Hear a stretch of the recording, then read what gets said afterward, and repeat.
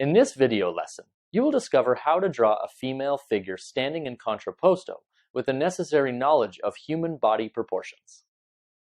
Figure Proportions in Contrapposto by Vladimir London. First, I will do a quick 5-minute sketch, and then we will spend more time on proportions. The top and bottom boundaries of a figure are marked close to the paper's edges. The head is outlined roughly. We will come back to it later. The rib cage is symbolized as a series of contours.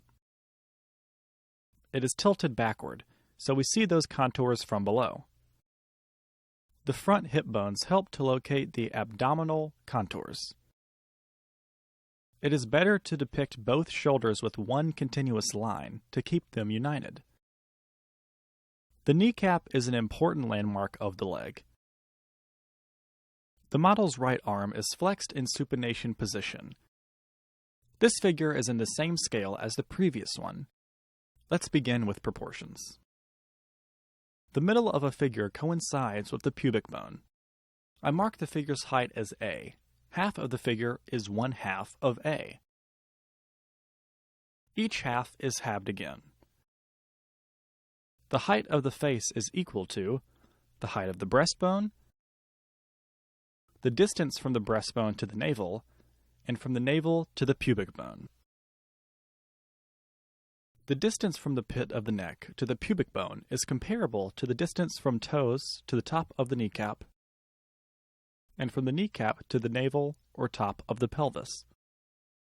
These proportions are easy to keep in mind and used for drawing standing figures from life. There are some other proportions which we will explore later.